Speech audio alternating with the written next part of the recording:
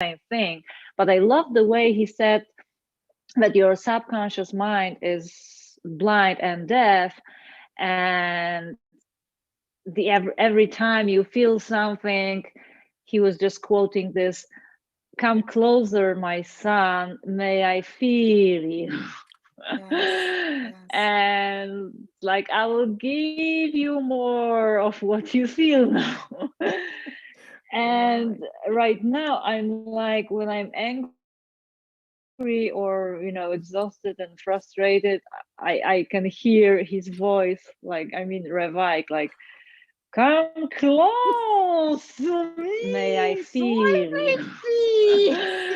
And He's like, screaming out. I'm listening everything using my, earbuds.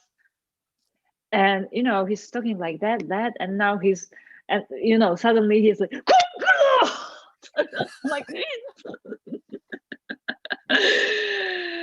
and I have to turn it down, and then he speaks like normally, so I volume it up, and then he screams again.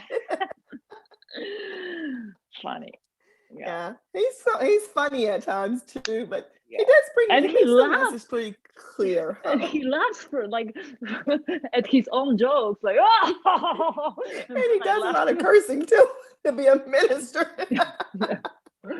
So, but he's having fun. Yeah. I tell you a quick story. When I was a little girl, my mother used to listen to him. No, she didn't. She and my aunt, I would eavesdrop, and they would be talking on the phone, and they were talking about Reverend Ike. I can still remember this. I was probably about maybe 6 or 7 years old. And to this day, they used to say, "Look at him. All he's doing is taking people's money."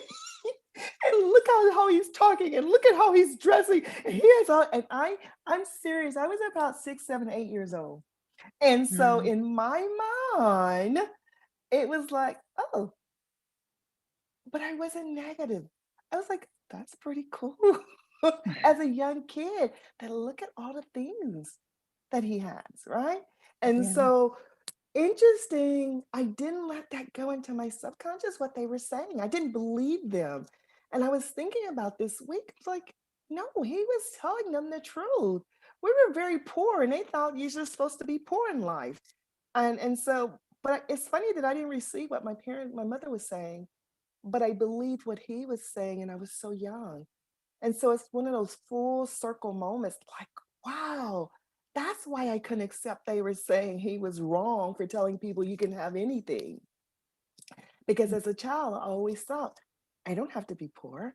You all are poor, but I'm not poor. My mind always told me I was never poor, even though we were poor physically, materialistically. We were wealthy in love and nature and all the fruits and vegetables all around us because I lived on a farm. But I never received what they said about Reverend Ike. And now I know why. Because what he was saying was really is the truth. And my soul as a little child resonated with that truth. The fruits and vegetables all around us because I lived on. Mm. So interesting. How are you guys doing today? All right. Wonderful. Wonderful. How was your week, Carlotta? Busy, busy as always. Jed? Yeah. I just, I Go just ahead, noticed, darling. Good. because the lecture that we picked for this week is like, I've read it, like, I don't know, 5 times already, and I listened to the lecture like 10 times or even more, and I took my like old notes, and my kids were also taking notes. It's That's hard to read anything from this, but yeah. Yeah, great. How was your week, Jed? Good. You guys are not live right now. Do you guys think we're live or? Now, do I need to hit it? Yeah. I'm gonna hit it now. Okay. Uh-oh.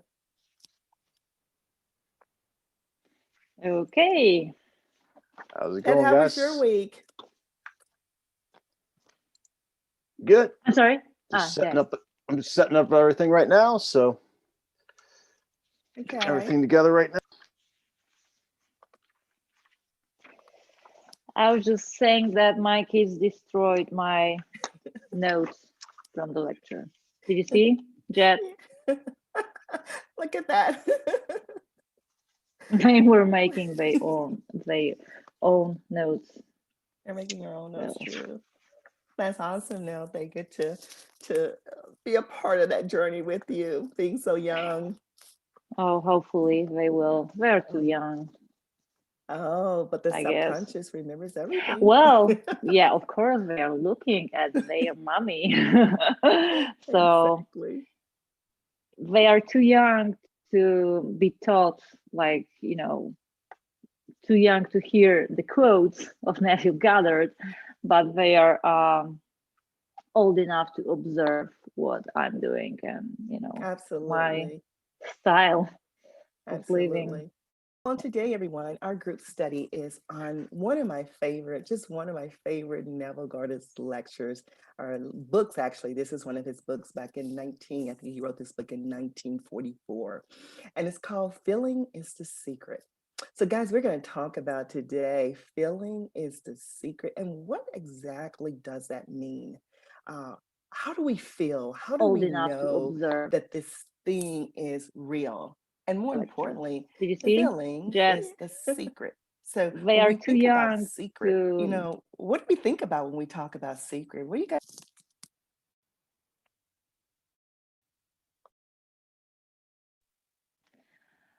Well, it's like it has been known for centuries, but only for certain people, and uh, yeah, it was a secret for like certain yeah certain people, and Mhm. for certain people. What else I can say?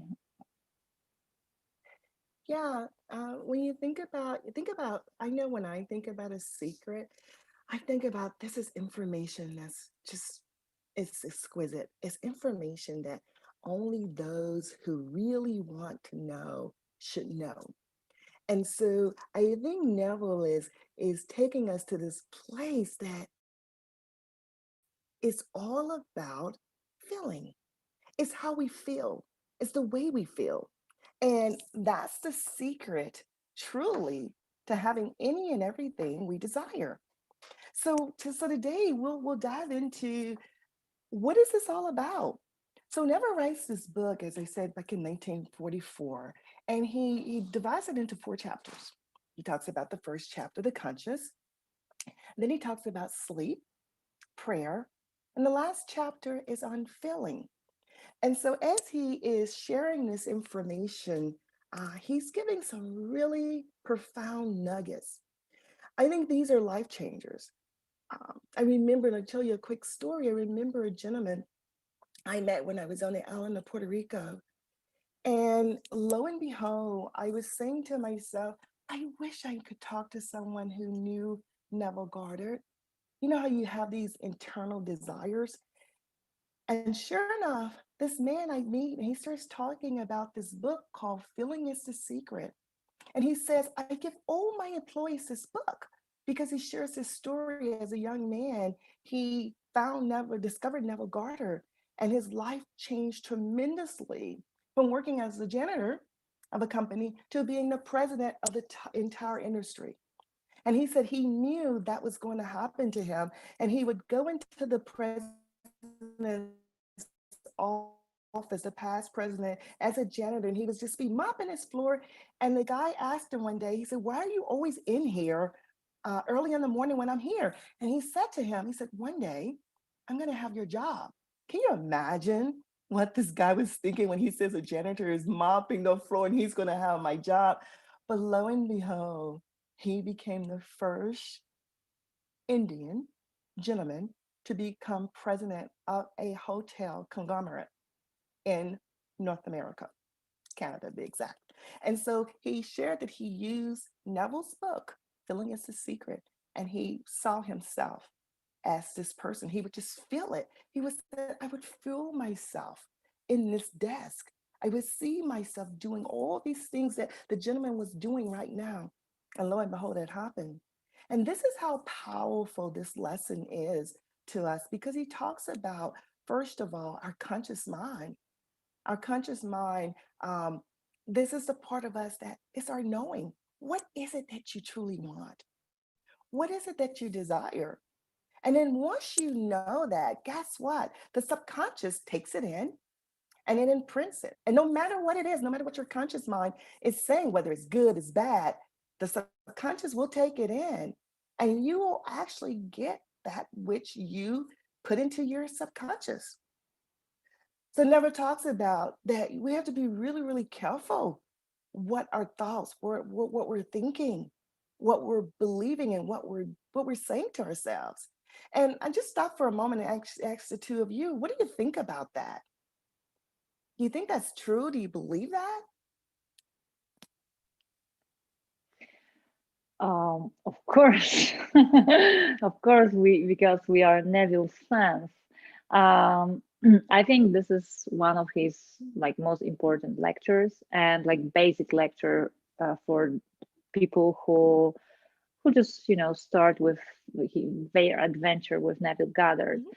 And yeah, what he's saying is that our subconscious mind is like a boss. Like we think that we are the boss, but actually we are being driven by our subconscious mind. Mhm. And subconscious is blind and deaf. And the only thing subconscious can recognize is a feeling. And what he's saying is, let me check. Ideas are impressed on the subconscious mind through the medium of feeling.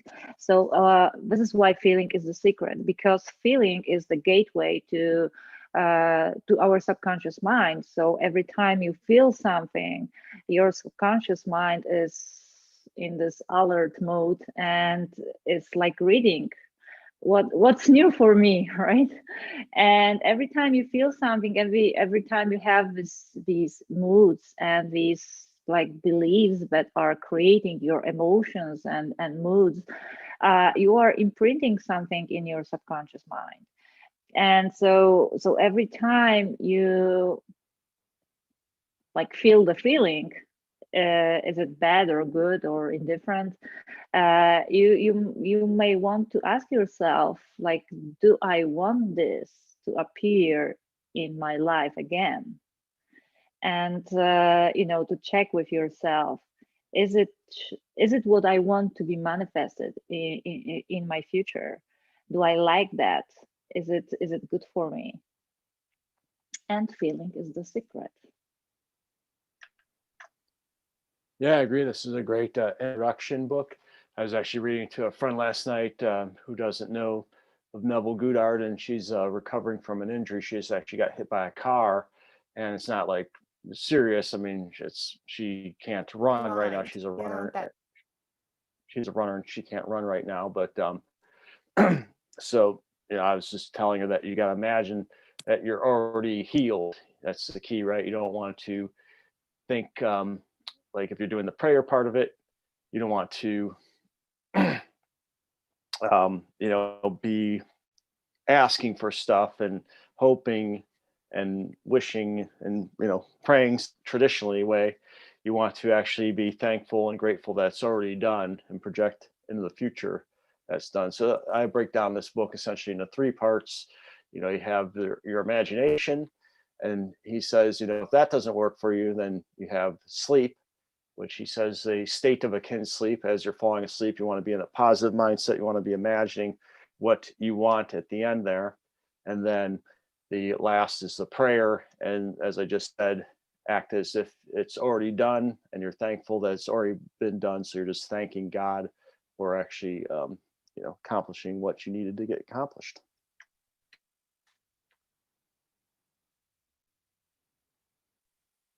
That's so true. That's absolutely right. So it's definitely knowing what it is that you desire and always having that feeling that your wish is fulfilled.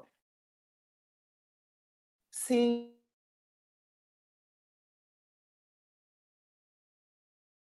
seeing it from the end, knowing this is just feel it as if it's already done. And I found that most of the time, things usually happen exactly this way. And that's what he's talking about, is just feeling, it's a knowing that any and everything that I desire, I can have. What do you think about that, Aletta? Yeah, I have another wonderful quote that is confirming what you just said. Whatever the mind of man can conceive and feel as true, the subconscious can and must objectify. Your feelings create the pattern from which your world is fashioned, and a change of feeling is a change of pattern. The subconscious never alters the accepted beliefs of man.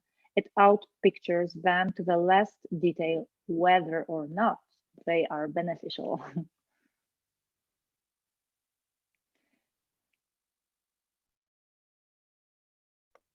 So that what is that saying to us? What's that main point that we need to know? What do you think? What do you guys think? That everything that we feel, that we think, that we believe is outpictured in our reality. And that if we want to change our reality, we need to change the way we think and the way we assume things. And we have to change our beliefs and the way we look at ourselves and at world.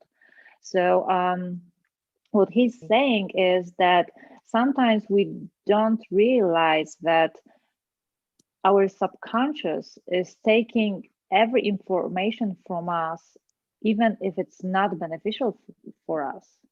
And sometimes we are not aware of that. We think that manifesting is only good things. It's only about cars, beautiful homes and money, or I don't know, fantastic love. But we manifest in every minute of our lives. And we've been manifesting since we were born. And this is the way we do it, by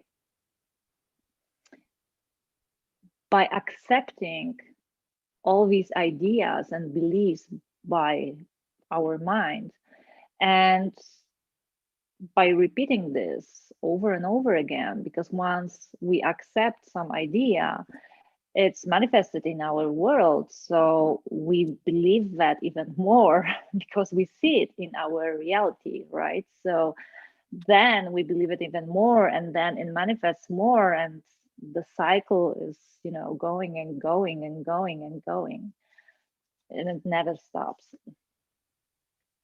Yeah, I have a quote here too. Do not dwell. This is second page of the first chapter.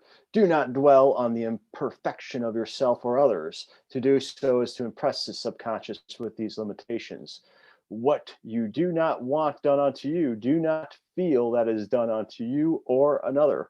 This is the whole law of a full and happy life. Everything else is commentary. So I like that. That's just, just focus on that. Don't think too big, like you said, Arletta. Just keep it your eye on the prize, and everything else will fall into place. No point in getting all caught up in how and the when. He also brings that up, and I think you guys would agree with this. You probably have commentary on this as well, is to not figure out how it's going to happen. He mentions that, I believe it's in the sleep chapter 2, on how not to don't want to get all caught up in how and when and where it's going to happen. Just believe in it and it will happen. That is so true. Definitely don't worry about the how. I can just give you an example. We were getting ready to purchase our third home, actually, and there was some finances that we needed. And I got to this place that I'm just not going to worry about how it's going to happen. I just know it's going to happen. And sure enough, I used the laws just as what Neville taught, and it showed up. So that's why we don't worry about the how, because when we know that it's already done, chances are it's done. We just have to have the faith to believe it. And I love where in chapter 2, you mentioned chapter 2, Jeff. I love where Neville talks about the state akin to sleep. And so that's the time when we really want to impress our subconscious mind. And we really want to, whatever it is that you're desiring during this time at night, really think about, when you're going off to sleep, see it happening, feel that feeling of knowing that I already have this. This is done. And that is the best time to really imprint your subconscious. Would you guys agree to that? Yes, absolutely. He's mentioning that there are actually two gateways to your subconscious mind, like two ways of manifesting things. One is to control your mind every single minute of your day. Just watch your thoughts, what you are saying to yourself. But the other is the sleep that you already mentioned.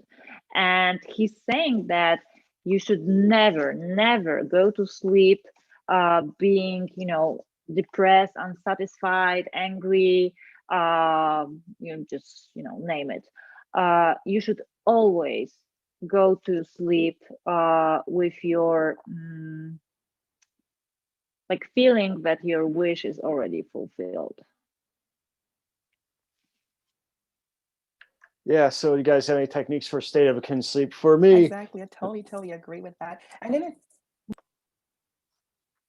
yeah. So do you guys got any suggestions for state of akin sleep, how to be successful with that? Because ever since I can remember all way back when I was a kid, you have that sensation when you're falling asleep, and there's that kind of twilight zone, so to speak, where you're in between conscious and subconscious.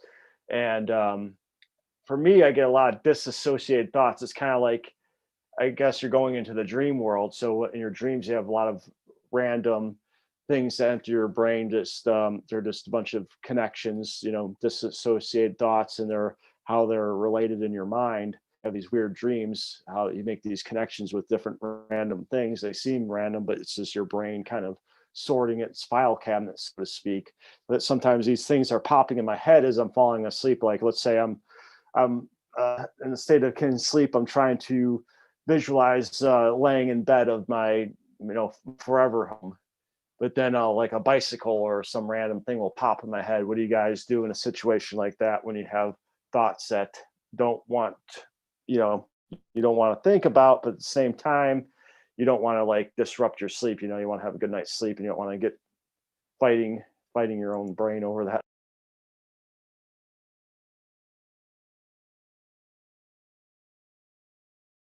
I think for me, Arlette, I don't know about you, but I think for me, when it happens, Jack, I just revise. I start off, my technique that I use is I start off with mantras, affirmations right before bedtime, and I put myself in this state of just knowing what is it that I desire before I go off to sleep. And when random thoughts come through that are not thoughts that I want at that moment or want to feel, then what I do is I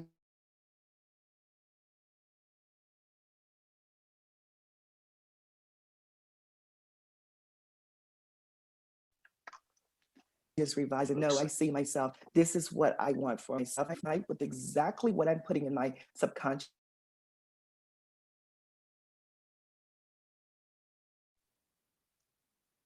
Dr. Jean, we can't hear you. I can't hear her. Can you, Jed? It's like almost a recording now, Graham, because it's really about programming the subconscious.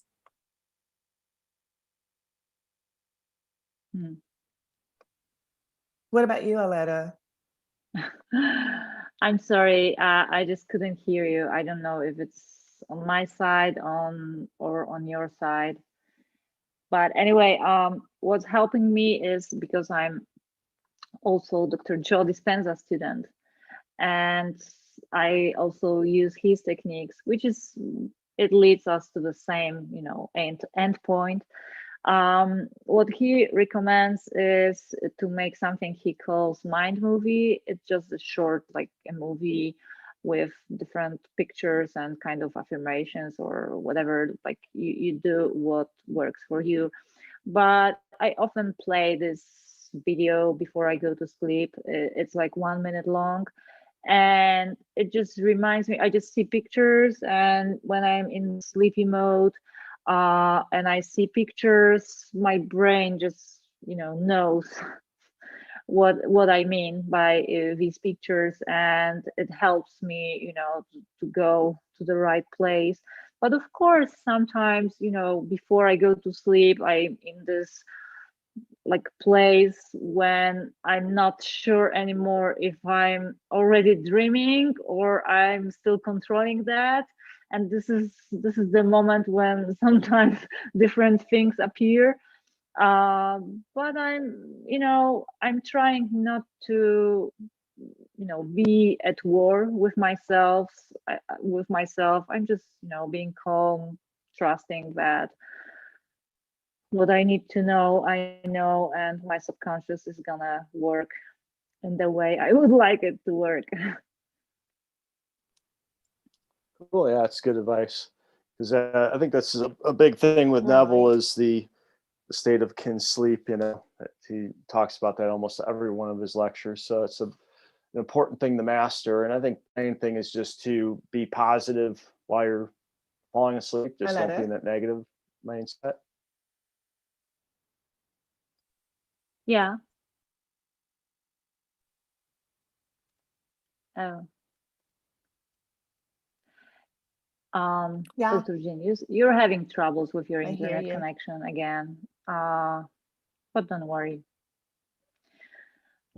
Yeah, so what I'm trying to do is because Neville says that you can put yourself in a state akin to sleep Yes. many times during the day. It's just, this uh, alpha brainwave pattern, and just, deep relax. You can sit in your chair or whatever, like we are in this alpha brain wave pattern in like during we watch TV or do something like even driving. Because Neville says that you can put what you can do is just do your imagination, like use your imagination during the day, just sit, relax, and then we do not go off to sleep that quickly. And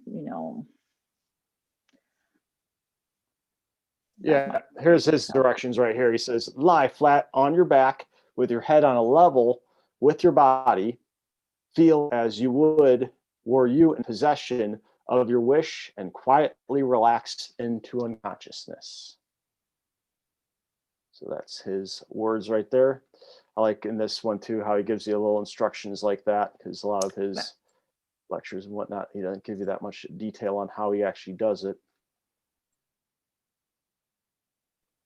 And Yeah, what do you guys that's the secret. I think that is the secret. What do you guys think about this fragment? The world cannot change until you change your conception of it. As within, so without. Nations, as well as people, are only what you believe them to be, no matter what the problem is, no matter where it is, no matter whom it concerns.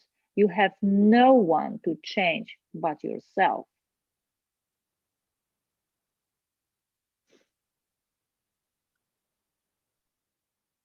Can you hear me? Yeah.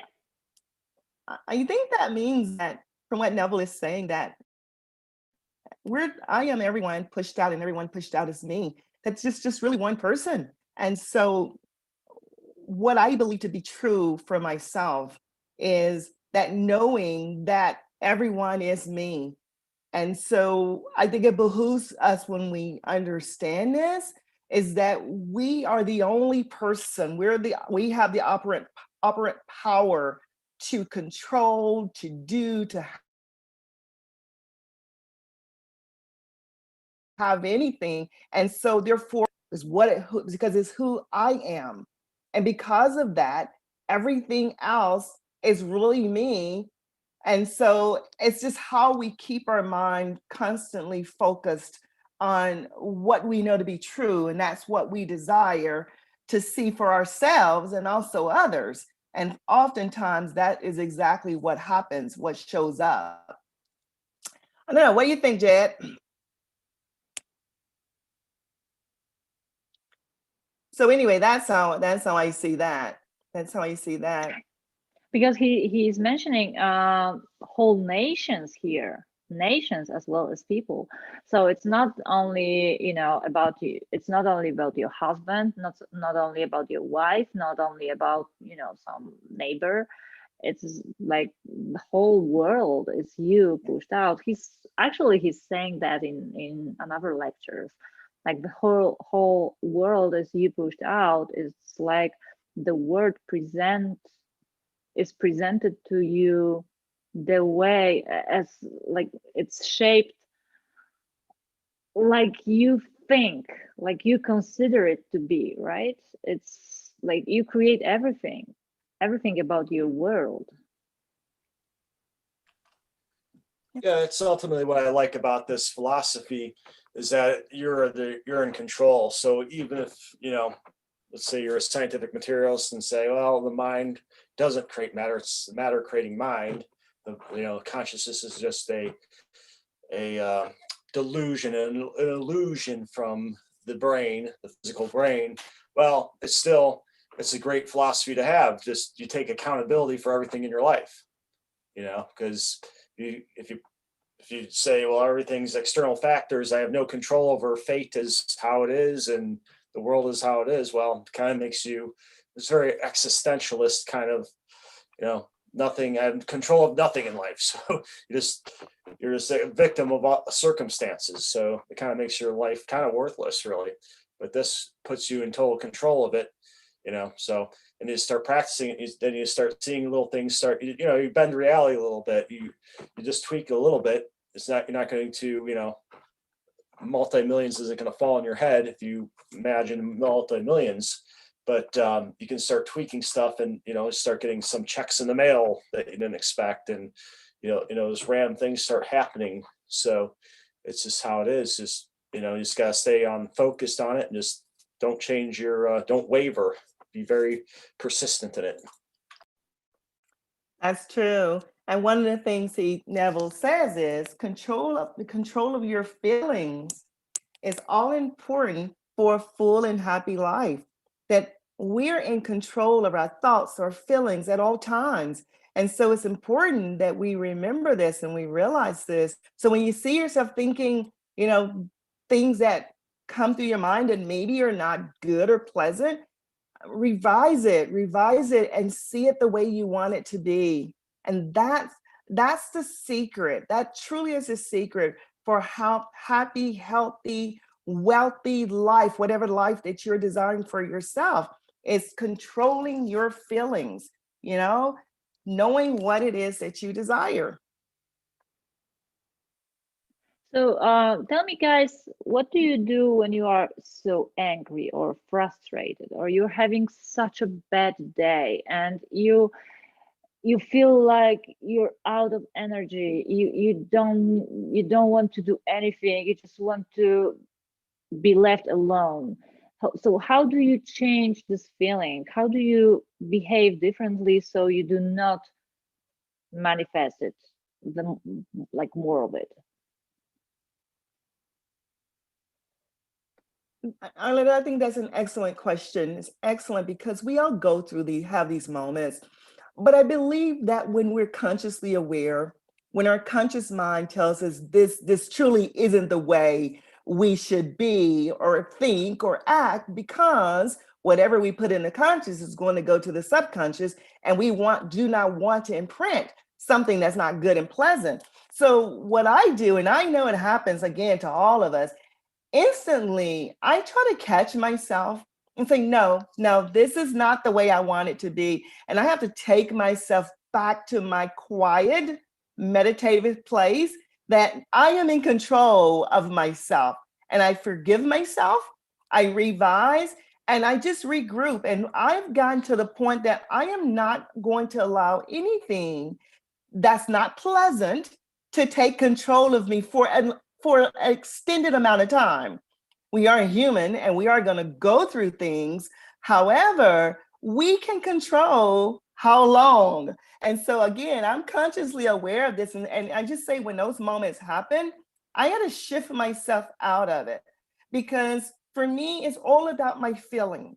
And that's the secret of having my desires. So I have to always think about that and say, no, I have to feel good the majority of the time because that's what I'm creating. And then I would draw people to me who have the same mindset. Um, Things will come to me. But when I stay in that defunct place or that place is not pleasant, you know what I'm going to draw to me? Those same things. So it again, consciously, we have to shift out of it, especially if we're aware of this as soon as possible. Yeah, the technique I use is music, like just singing songs. I write songs for the state I want to be in, so that helps me trigger. If I'm getting triggered by a negative thing, it'll trigger me back into the positive thing. For me, that's a quick way for working for me. And just everyone pushed out. That's a good one too. Like, don't blame the person, because generally it's people's attitudes that are the reasons why you get angry, for me anyway. So I just try to reflect that back on myself and say, okay, well, I'm doing something that's creating that's my own negativity. That's my own interaction with that person is creating that state. So I just try to pull it back and take responsibility for it. Yeah, it's important to when you cannot change your mood to happy and fantastic mood, to at least to be neutral, not to be so frustrated, not to manifest more of that. I mean, you of course you can be frustrated and still manifest what you want, because it depends on what you want. Because if you, for example, want to manifest, I don't know, a car or home, you can be frustrated. It doesn't matter. You can still have your home. You can be angry and and sad and still have your home. But if you Whatever don't it want is to, that we're feeling. Yeah. I'm sorry. I said I hear you, and it's that feeling. That feeling is the secret, right? Yeah. So as well as as long as you feel that you are the owner of, I don't know, home or car, you're still gonna manifest it. But what we are saying is that if you keep being sad or angry, you just you're rolling this. You just keep manifesting more of that feeling. Of course, if you feel comfortable with, I don't know, being frustrated, it's fine. You can still manifest, I don't know, material things or whatever you want. But right now we're talking about just life in general. If you want to be happy, if you want to have this beautiful uh, life, it's better to watch yourself, watch what you're thinking, what your beliefs are, and what what what you talk to yourself during the day. Yeah. You know what, guys, as we wrap up, what's one thing, in this book that really stands out to you in terms of feeling is the secret? If I had to say, I love the fact by imagining the feeling that the wish is fulfilled.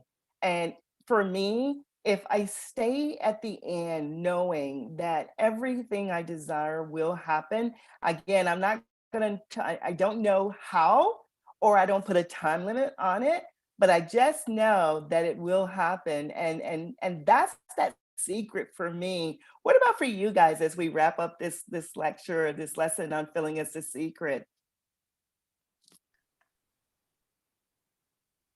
Yeah, mine's that last paragraph in page one there. Ideas are impressed in the subconscious through the medium of feeling. No idea can be impressed on the subconscious until it is felt. Once felt, be it good, bad, or indifferent, it must be expressed. That's that same paragraph that ends in everything else is commentary. I like that. How he ends that paragraph, everything else is commentary. So it's like, don't even fret on everything else, just focus on your subconscious. That will fall into place. for me, no one to change but self. It's like so many times we blame circumstances, we blame others, and as long as we don't understand that we don't need to change other people, we don't need to change the world, we need to change ourselves and um, how we perceive and how we see these people, how we see all these circumstances.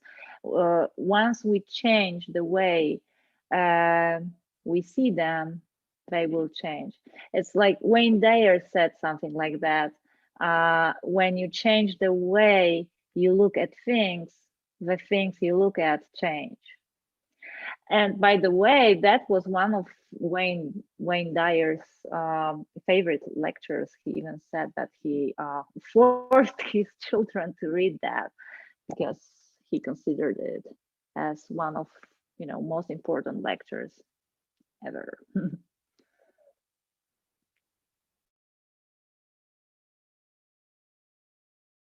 Exactly. Thank you guys so much. I think we had a great time talking about feeling is a secret. Just know that we are creators, and all we have to do is go to the end and feel that our wishes are fulfilled. Jeff, Arletta, any parting words today? I'm good. Yep. See you guys next week. See you guys Yeah. next week. Have a great day.